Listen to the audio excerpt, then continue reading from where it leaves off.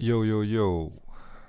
Józsi vagyok, a Plastic Média szerkesztője, és bot csinálta App Developer.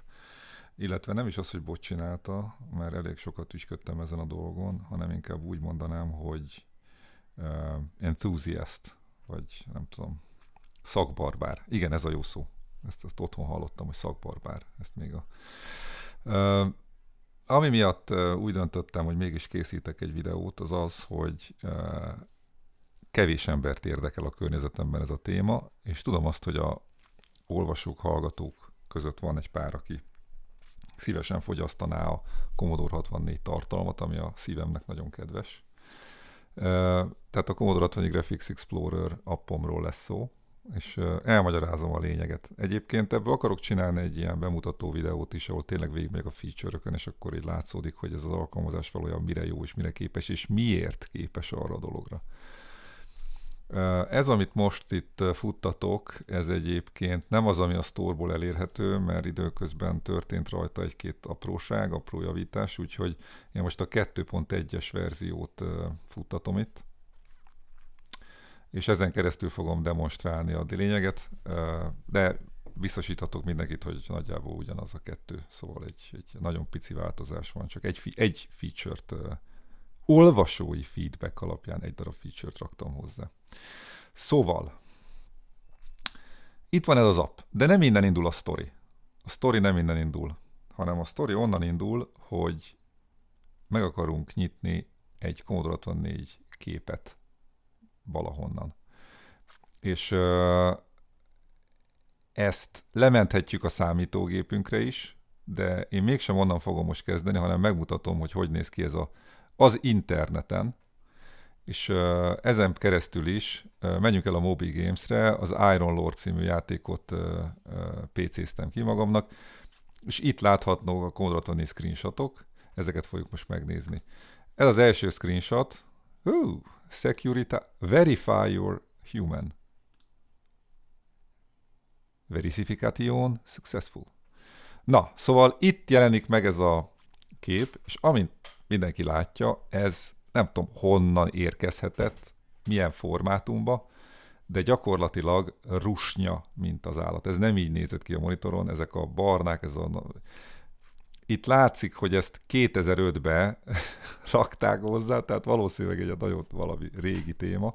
Akkor még tényleg itt tartott a Commodore 64 a PNG időszakban, hogy úgy mondjam, tehát nem volt egy rendes paletta, és hát ugye én is ezen dolgozok, hogy ezek a korabeli dolgok, meg egyáltalán a korabeli platform úgy legyen egy kicsit reprezentálva modern időkben is. Szóval itt ez a kép, ezt már lementettem, ez egy az egyben ugyanez, ami itt van. Iron Lord Commodore 64 title screen. És hogyha ezt a képet én most berakom egy képfeldolgozó szoftverbe, adott esetben az ASE általam igen kedvelt ASE Pride-ba, akkor látható, hogy ez az, ami gyakorlatilag megrajzolt. Azt hiszem, hogy ezt a grafikust úgy hívják, hogy Frank Zauer, aki ezt készítette. Nézzük csak meg. Hogyha ide megyünk a creditsbe, Graphics by Frank Zauer. Jól emlékeztem. Szóval itt vagyunk ezzel a Commodore 64 grafikával, ami rusnya, mint az állat. Ezt bárki megállapíthatja róla. És akkor itt látszik, hogyha ide megyünk az, hogy sprite, és megnézzük a color móduszt, akkor látjuk, hogy ez egy RGB color image. Na most nem tudom, hogy ki mennyit ért ezekhez a dolgokhoz. Az RGB color image az azt jelenti, hogy mindegyik képpont, ami ebben az image-ben van, az tudja magáról, hogy mennyi kéket, vöröset, pontosan pirosat, zöldet, kéket tartalmaz. Tehát minden egyes képpont tudja magáról, és ez az összes, ami látszik. Akkor mindenki megkérdezheti, de akkor mi ez a 16 színű palettoid, buzz? És erre a válasz a következő. Amikor egy RGB képet betöltünk, az Asheprite lévén egy kiváló pixel szerkesztő tool egyszerűen megszámolja a pixeleket ebben, hogy mennyi egyedi van ezen a képen, és abból ő konstruál egy palettát ide nekünk. Természetesen ennek a palettának semmi köze nincs a képhez, hiszen, hogyha itt buzeráljuk a színeket, nem lesz ettől még más semmi a képen. Ez teljesen disconnected ez a paletta. Nem tudom, mi az a szó magyarul. Lekapcsolt. Teljesen lekapcsolt ez a paletta ettől a képtől. És ez azért van, mert ez egy RGB image, aminek nem létezik palettája. Minden pixelnek egy egyedi színe lehet.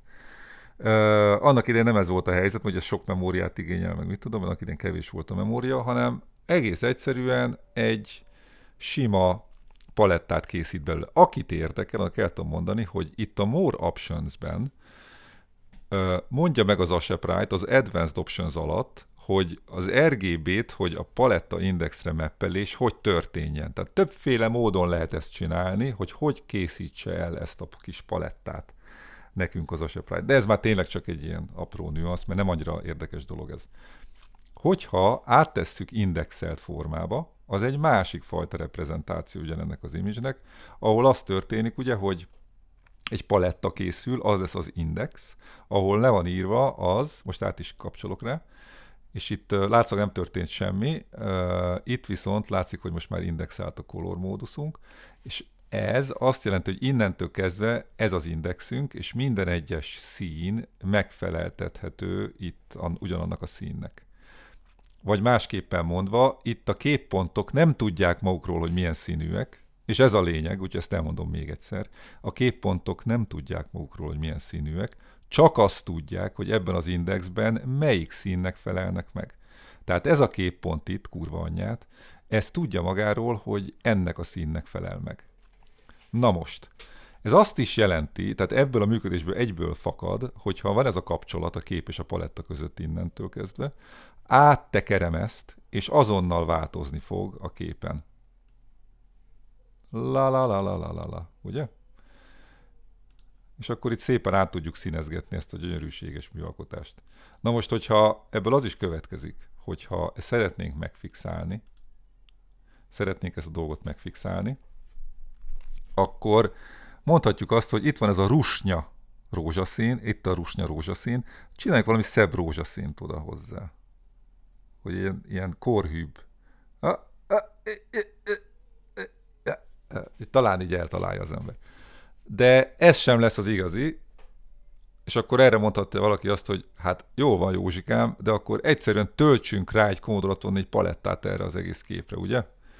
Ezt is meg lehet csinálni, csak elmondom, hogy azzal mi lesz a probléma. Azzal az lesz a probléma, hogy az a Commodore 64 paletta, amit rátöltünk, az teljesen más sorrendet fog tartalmazni. Abban a palettában a sötét barna ugyanis nem itt lesz kurva anyját, hanem lehet, hogy itt lesz a sötét barna. Tehát onnantól kezdve az egész nem fog működni. Ezt lehet, hogy ki is tudom próbálni, azáltal, hogy itt beletöltök egy Commodore 64 palettát, és megnézzük, mi történik. Load. És pontosan az történt, amit mondtam, hogy ugyanis betöltötte a C64 palettát, és kiderült, hogy ebben a képben a színkiosztás teljesen másképpen van. Tehát jó, hogy nem, hiszen ez a Commodore 64 paletta így feltételezi a színeket, hogy a piros az a 3-as helyen van, a előző esetben pedig a piros a 4-es helyen volt, ugye? Tehát akkor gyakorlatilag ezt át kell ide rakni, azt úgy lehet, hogy itt megfogom, így, és át tudom egyáltalán mozgatni, lehet, hogy át sem tudom mozgatni erre a helyre. Most át tudtam nagy nehezen mozgatni, ez lehet, hogy felülírta, de az a lényeg, hogy ez itt a piros szín, és most, hogyha betöltöm a C64 palettát erre, az lehet, hogy most nem lesz jó. Lehet, hogy nem lesz így jó. Ezt annyira nem gondoltam át ezt a részt, amikor itt készítettem a prezentációmat, de látszik, hogy itt megmaradt a piros. Egy extra piros belekerült, teljesen mindegy. A lényeg az az, hogy ezt becsukom, ha úgy lesz. Tehát a lényeg az az, hogy erre kell valami módszer. Tehát ez egy elég nehéz probléma egyébként, hogy így szépen megcsináljuk a rendes palettát és a rendes indexelt pixel kiosztásokat hozzá. Mert ugyanis, hogyha ez nincs így, akkor nem fogjuk tudni átszínezni ezt a nyomorúságos képet egy rendes képre. Semmilyen módon nem lehet megcsinálni. Tehát igazából ez egyetlen egy módja az lenne, hogyha az ember kézzel végírogatja az értékeket. Tehát ide bejön, index 5, és szépen itt bekúrjantja a rendes színt ehhez, ami megint egy következő probléma, hogy mi legyen az a rendes szín. De erre mondjuk léteznek már paletták, meg a Ashe Pride-nak is egy egész jó palettája van. Ezt egyébként ki is tudjuk próbálni, tehát hogyha mondjuk itt csak a példánál maradva, itt van ez a rózsaszín szín, én most megnézem, hogyha betöltöm erre egy elég jó palettát tartalmaz, ezt betöltjük, és akkor a rózsaszín szín, kérem tisztelettel, az ezzel a hex value-val rendelkezik, a vágólapra helyeztem, visszalépek, kiválasztom a rugyva rózsaszínt, és berakom a rendeset. Már is sokkal faszább, csak a rózsaszín, de akkor nézzük ezt a barnát itt, mondjuk ez a barna. De szerintem ezt nem fogom most végigcsinálni, meg fölösleges is. A lényeg az, hogy ezt így egyesével végig lehet csinálni, akkor, hogyha az ember maga eldönti, hogy most ez melyik Commodore színnek felel meg. Azt el tudom mondani egyébként, hogy itt, hogyha betöltjük a C64 színeket, akkor ezt most javaslom, ne nézze senki. Commodore 64-en ténylegesen ez volt a kiosztás, és ezt hívom én kanonikus színkiosztásnak. A 0 mindig a fekete, 1 mindig a fehér, 2 mindig a piros. Aztán a türkiz, lila, zöld, kék, sárga, barna, sötét barna. Ezt valamiért világos pirosnak mondják, de én rózsaszínt szoktam használni magyarul. Sötét szürke, szürke, világos zöld, világos kék, világos szürke. Ebben a sorrendben szerepelnek mindig. Tehát amit el szeretnénk érni, azt, hogy ez az eredeti képünknek ezek a pixelei, vagy pontosan a palettái ugyanabban a sorrendben legyenek. Mert akkor rá tudjuk már alkalmazni az új palettát. Mindezt az egész lépéssorozatot annak érdekében tesszük, hogy meg tudjuk nézni úgy, hogy ez hogy nézett ki. Mert nagyon sok esetben a neten kavargó screenshotok sajnos így néznek ki, hogy ilyen össze-vissza palettákkal. És gyakorlatilag nincs egy ilyen standard paletta kiosztás hozzá. És gyakorlatilag ez a dolognak az első nagyon fontos lényege. Itt a Sprite-nál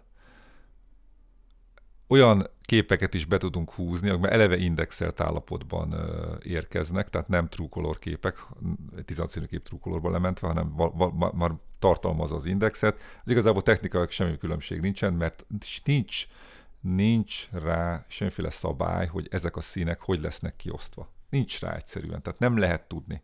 Ezért ezen a problémán végig kell mindenkinek menni, hogyha egy képet meg akar nézni. Az én appom ebben segít, hogy van egy bármilyen PNG képünk, amit letöltöttünk a kibaszott internetről, és ezt meg tudjuk nézni eredeti színekben. Ezt a color assignmentet, ahol érkezik valamilyen, tehát először is vagy indexelt, vagy True Color RGB kép, és azt, hogy ezeket a színeket hova rakjuk, hogy a Commodore megfelelő sorrendjébe szerepelő színek legyenek, ezt ebben segít. Tehát amit tud, automatizál. De nem mindig találja el. És sokszor félrecsúsznak színek. Na, hogy innen fogjuk kezdeni most a tárgyalásunkat. Ugyanis előkészítettem itt közben a képeket. Ezt a képet bele tudjuk közvetlenül dobni a C64 Graphics Explorer fantasztikus applikációba, úgyhogy rádobjuk. És egyből, kurva anyját, egyből látszik, hogy nézett volna ki, vagy a monitoron hogy nézett ki ez a kép. Frank Zauer alkotása. Szép, nem? És ez itt azt mutatja meg nekünk, hogy gyerekek, amit most elmondtam fél órában, nem tudom milyen hosszú időben, az itt megpróbáltam leírni 2 bekezdésbe, hogy ez itt a feladat. Itt látszik, hogy ez a fájlnév, látszik, hogy ekkora méretű volt az RGB kép. Itt mutatja, hogy RGB dobtunk be, tehát paletta nélkül nem rendelkezett, viszont itt alatta megmutatja, hogy 16 színt találtunk ebben az RGB képben, és utána ezt a scene mappinget, amiről beszéltem az előbb elég hosszasan, ezt az appom szépen megcsinálta. Itt mutatja azt, hogy ezek voltak az eredeti színek, amiket mi megpróbáltunk a kanonikus kiosztásra átmeppelni. És ez az fekete, fehér, piros, stb. És látszik fölötte, hogy a színek gyakorlatilag ugyanazt, tehát sikerült eltalálni, mert tök jól néz ki az egész. Itt látszik, hogy a rózsaszín, a világos, a barna, sötét barna, azok mennyire gázak. Itt egy dolgot lehet csinálni, Space-szel át lehet váltogatni ezt a dolgot. Tehát, ha megnyomom a Space-t, akkor gyakorlatilag megmutatja az eredeti palettát. Tehát ez érkezett be. Itt mutatja, hogy nézett ki az eredeti képnek a palettája. Igazából nem volt paletta, és erre mutattam az Ashe Pride-nak is, hogy ilyen különféle módszerekkel lehet egy palettát fölépíteni egy RGB képből. Az enyém az egyszerűen csak ilyen, így megpróbálja így szín erősség függvényébe kirakni. De minden esetre ezek a színek azok, amik itt vannak. És hogyha megnyomjuk a Space-t, akkor összehasonlítja azzal, hogy ahogy mi gondolnánk a kiosztást, plusz átfestve immáron a kanonikus C64 színekre. Erről majd később fog beszélni, azok a színek. Tehát a Space-szel lehet itt váltogatni a képet, hogy ez jött be, erre tudtuk átmeppelni, plusz ráraktuk a palettát, kurva anyját, és így kinéz. Egyből itt már ezt az átalakított képet le tudjuk menteni magunknak PNG formába. És ez valami fantasztikus dolog, mert ide egyből hozzá is teszi az indexeret, és akkor én lementem ezt a képet, és hogyha átmegyek ebbe a mappába, itt keletkezett az index, és behúzom Ashe Pride-ba, akkor látszik, hogy a kanonikus kiosztásban levő indexelt PNG-t kapunk vissza. Tehát gyakorlatilag így ilyen egyszerűen át tudjuk konvertálni ezeket a nyomorult régi PNG-ket, 2005-ben készült meg akármilyen PNG-ket. Ez a paletta egyébként, ezt a palettát egyébként úgy hívják, hogy Collodor. A kiosztás maga a C64-ről ered. Aki emlékszik, még a billentyűzeten rajta voltak ezek a váltó billentyűk, és ebben a kiosztásban vannak azok is, úgy ott szerepelnek. Tehát ezt így kell hagyni, így kell értelmezni, és ha erre rátöltjük a Commodore 64 színeket, mivel ez ugyanazt a kiosztást tartalmazza, ezért látszik, hogy hát kvázi ugyanaz a kettő. Kvázi ugyanaz. Úgyhogy undúzok, ez az enyém, és ez pedig az. Mondhatja bárki, hogy neki ez jobban tetszik, vagy valami, most ez egy másik beszélgetés. A lényeg az, hogy az app elkészítette a kiosztását ennek az RGB image-nek, és kanonikus alakra hozta, amit le tudunk menteni.